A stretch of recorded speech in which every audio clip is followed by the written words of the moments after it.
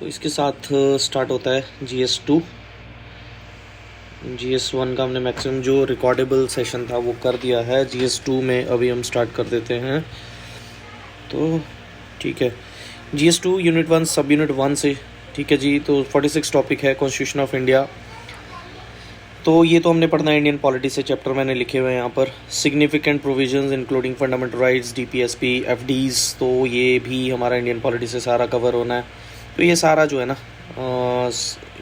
GS2 unit 1 सब unit 1 का जो है वो ये तीनों चारों टॉपिक जो हैं वो सारे हमने चैप्टर्स वेरियस पढ़ने हैं। ठीक है, तो इसके बाद हम नेक्स्ट पे आते हैं। तो जो 49th टॉपिक है हमारा, parliament, state legislature, structure, organisation, functioning, ये भी पॉलिटी से हमने पढ़ना है। Functions, responsibility of union states, issues, challenges pertaining to federal structure, devolution of powers, finances up to local level, challenges there in. तो इसमें ना हमने करंट के टॉपिक इसमें जो भी है वो इनकलकेट करने हैं। ठीक है, फिर आता है हमारा salient features of representation of people act. ये हमने अभी पढ़ना है इस वीडियो में, 51st टॉपिक जो है। और ये जो लास्ट है इसमें, appointment to various constitutional posts, powers, functions, responsibilities of various constitutional bodies. तो ये चैप्टर 42 से 53 कॉन्स्टिट्यूशनल बॉडीज़ के चैप्टर हैं इंडियन पॉलिटी में, ये सारे हमने पढ़ने हैं। तो अभी हम पढ़ते हैं representation of people act part 1। ठीक है जी, introduction. The holding of free and fair elections is the sine qua non of democracy. To ensure the conduct of elections in free, fair and in an impartial manner, the constitution makers incorporated part 15 article 324 to 329 in the constitution and empowered parliament to make laws to regulate the electoral process. The election commission of India is a watchdog of free and fair elections in the country, and article 324 of the constitution provides for its establishment. तो election commission कैसे बनता है? Article 324 से। ठीक है, in this context parliament has enacted representation of people act 1950 and representation of people act 1951, 1950 और 1951। In this TTP we will cover RPA 1950 followed by TTP on RPA 1951.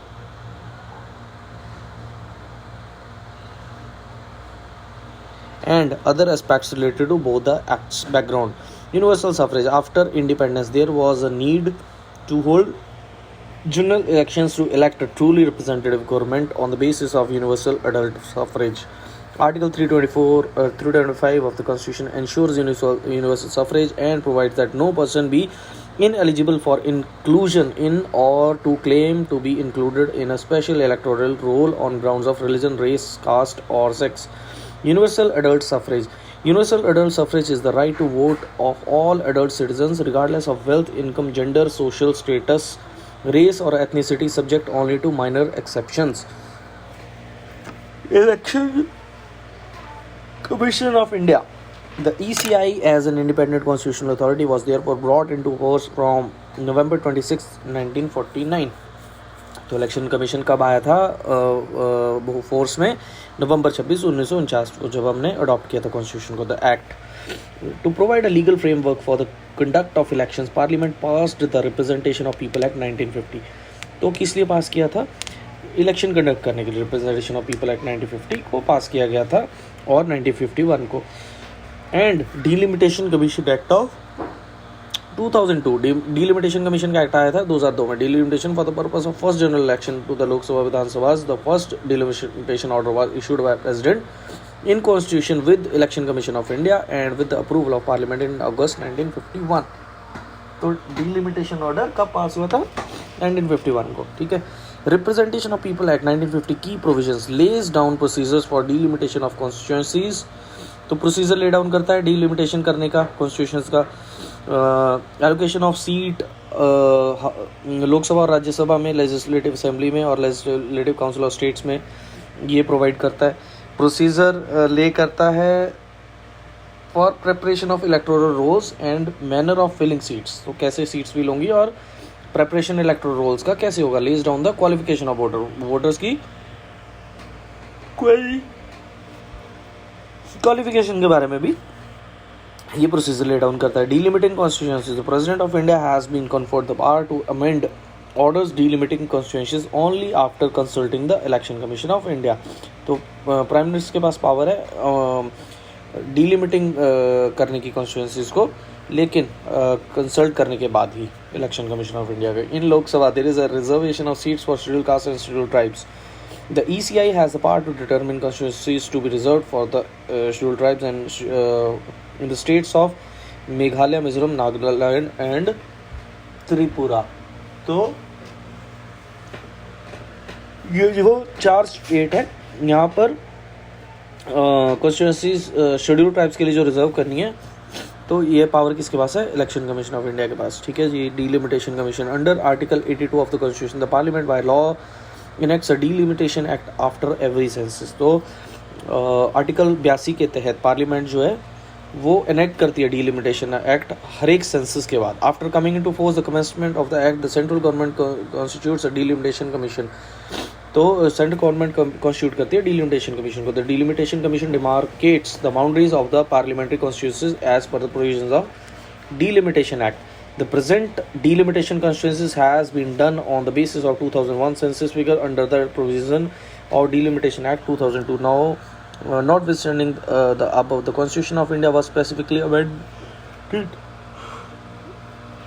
in 2002 not to have delimitation of constituencies till the first census after 2026. तो constitution of India ने amend जो 2002 में किया था, तो इन्होंने बोला था कि 2026 के सेंसस से पहले जो है डीलिमिटेशन जो है नहीं किया जाएगा. Thus the present constituency carved out on the basis of 2001 census shall continue to be in operation till 2026. ठीक है. Allocation of seats as far as possible every state gets representation in Lok Sabha in proportion to its population as per census figures. Electoral rolls in 1950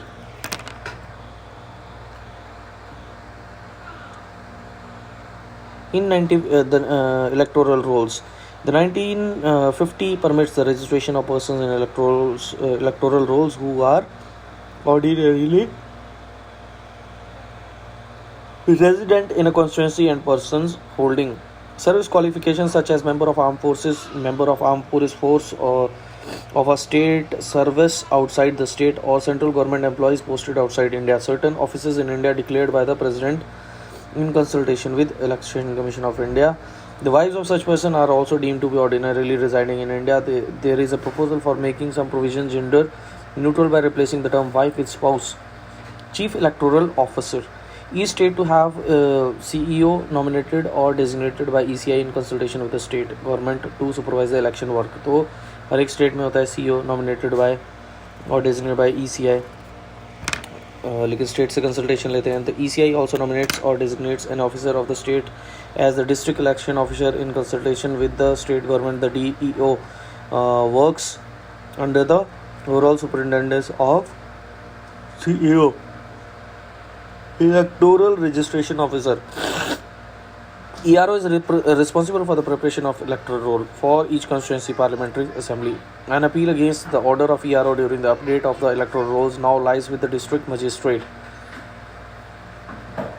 तो appeal अगर किसी ERO का order के against जो होगी वो लाई करती है डिस्ट्रिक्ट मजिस्ट्रेट के पास. Returning officer RO is responsible for the conduct of election in the constituency and returns an elected candidate.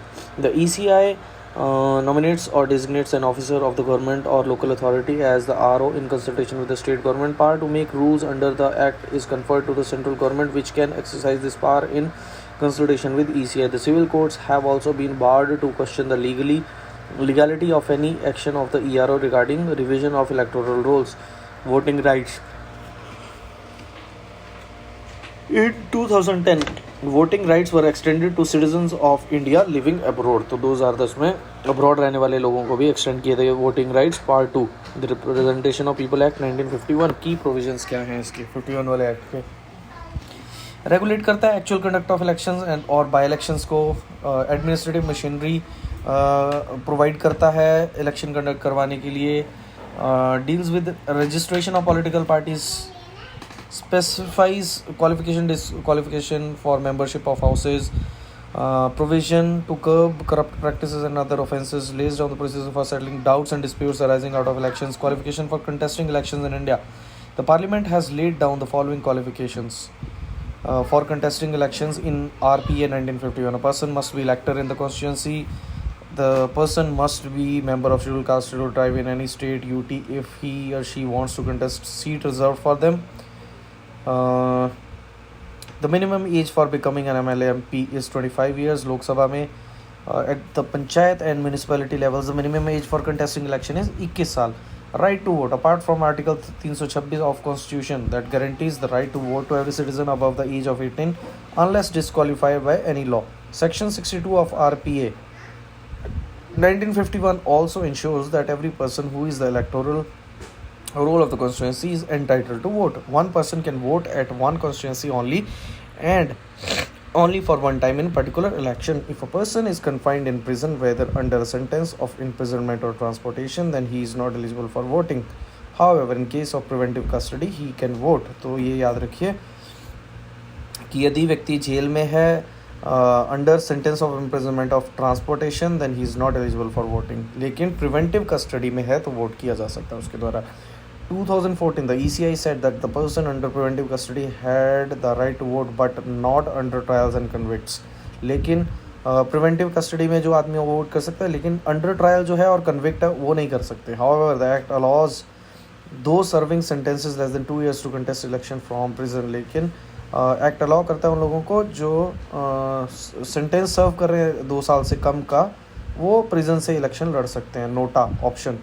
None of the above was introduced in the ballot papers, electronic voting machines in general election to the state assemblies in 2013. VVPAT is an independent system attached with the EVMs that allows voters to verify that their votes are cast as intended. It was introduced in 2013 after the SC allowed the ECI for the requirement of free and fair elections in its verdict in the People's Union for Civil Liberties versus Union of India case. Provisions related to political parties. Every association or body in order to become a political party must be registered with the ECI, whose decision regarding registration will be final. Registered political parties in course of time can get recognition as state party or national party. Change in name, address or registered political party must be communicated to ECI. ECI cannot de-recognize a party. और ECI जो है de-recognize नहीं कर सकती party को. Voluntary contributions by any person or company within India other than government company can be accepted by the registered political party. A company can donate any amount of money to any political party. There is no obligation of the company to report such donations in its profit and loss account. It is mandatory for political parties to submit the ECI to ECI a list of donations they received above rupees 2000. Political parties cannot receive more than 2000 as cash donations. Now, political parties are eligible to accept contributions from foreign companies defined under the Foreign Contribution Regulation Act FCRA. तो इसके तहत कुछ changes हुए थे, वो हमने recent वाले I don't know इसमें है कि नहीं. Declaration of assets and liabilities, लेकिन हमने वो पढ़ लेने हैं. Individuals contesting FCRA latest updations के अंडर हम इसको पढ़ सकते हैं.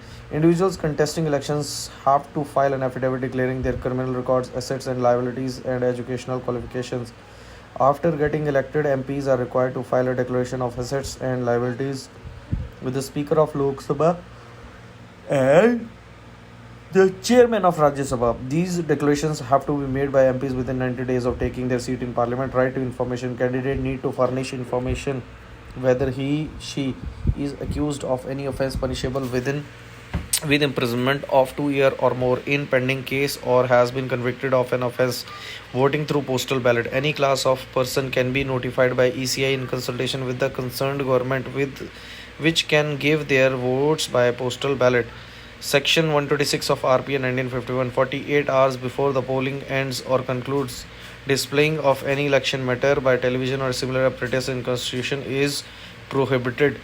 तो 48 घंटे पहले जो पोल्स हैं तो उससे पहले इलेक्शन मैटर टेलीविज़न पर या सिमिलर अपडेट्स जो है किसी भी कॉन्स्टिट्यूशन में दिखाना जो प्रोहिबिटेड है. Section 126 is not applicable to the print media, news portals and social media. Section 126A prohibits the conduct of exit poll and dissemination of its results during the period mentioned. Ceiling on expenditure. Candidate Contesting polls in large states can spend up to 70 lakh in Lok Sabha election and 28 lakh in assembly election. Counting of votes at every election where a poll is taken, the votes are counted by or under the supervision of returning officer and contesting candidate, his election agent and his accounting agents. Destruction, loss, damage or tampering of ballot papers at the time of counting must be reported by the RO to ECI. Corrupt practices. All government or non-government officials are included within the scope of corrupt practices. Bribery, any gift, offer or promise gratification to any person as motive or reward. Undue influence, any direct or indirect interference, attempt to interfere on the part of the candidate with the free exercise of any electoral right. The publication by a candidate any statement of fact which is false in relation to the personal character conduct of any candidate. The hiring or procuring of any vehicle by a candidate of any elector to or from any polling station promoting enmity. Any person who promotes or attempts to promote on grounds of religion, race, caste, community, or language feelings of enmity, hatred between different classes of citizens of India can be punished with imprisonment for a term which may extend to 3 years. Prohibition of public meeting during a 48-hour ending with a hour fixed for the conclusion of the poll. Disqualification of MPs and MLAs. RPA 1951 lays down certain rules for disqualification of MPs and MLAs.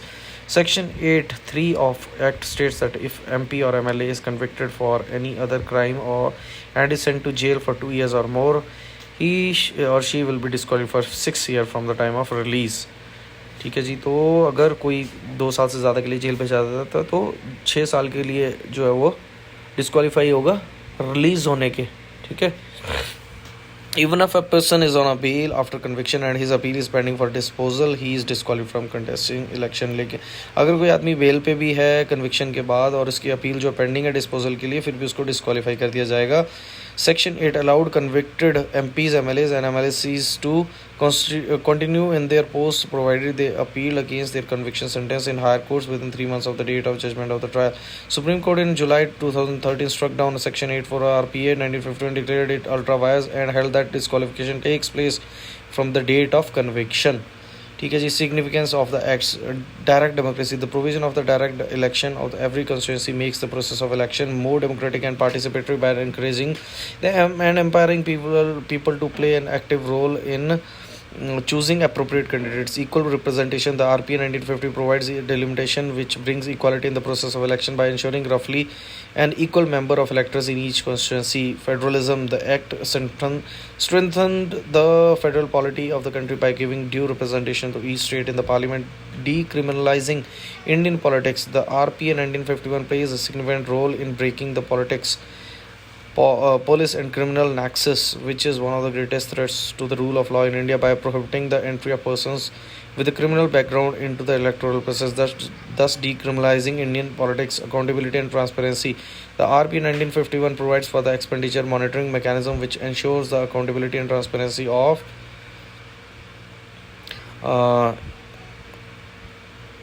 the candidate in the use of public funds or misuse of the power for procedural personal benefits. Clean election. RP 1951 prohibits corrupt practices like booth capturing, bribery or promoting enmity, etc., and ensures the conduct of free and fair elections, which in turn encourage political liberalization and democratization. Legible political funding. The RPA 1951 provides that only those political parties which are registered under Section 29A of the RPA 1951 are eligible to receive electoral bonds, thus providing a mechanism to track the source of political funding and ensuring transparency in the electoral funding. Challenges. False disclosures. Even after the provision of the declaration of assets and liabilities in the RPA Act, candidates do not disclose all the assets and provide wrong and incomplete information regarding their assets, liabilities and income and educational qualification. Bureaucratic criticization of politics. In spite of the inclusion of several provisions aimed at making the ECI as an independent body, it is still dependent on the Union for Financial Matter that paves the way for the political parties to manage to get the officers in their favor through money and muscle power. Dual responsibility of ECI.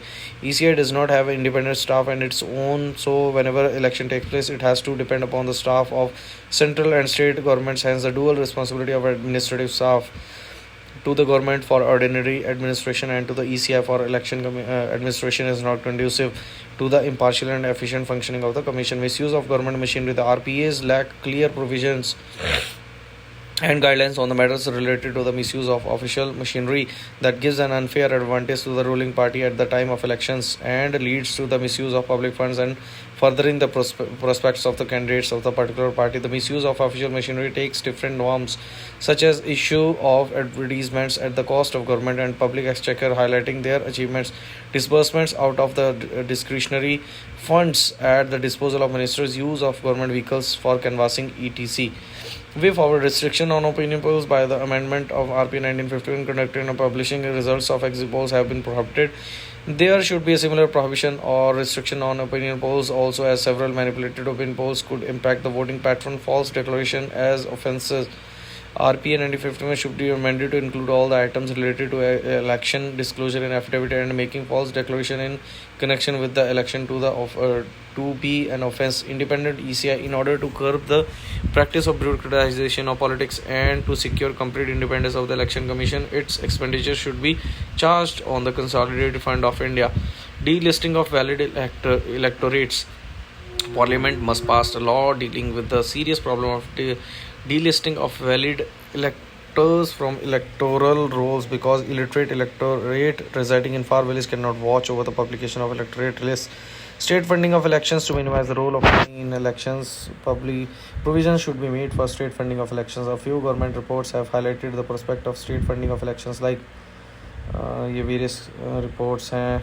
Second Administrative Reform Commission. The power of ECI are enormous and all-encompassing, which even exceed the powers of executive in all election-related issues during the course of election period, thereby giving it effective tools in dispensing free and fair elections. The only thing that lacks is will and integrity of part of responsible officials. The ECI should become more prudent and proactive to ensure the fairness and transparency of the general election and wipe away any doubt regarding its integrity as an esteemed institution.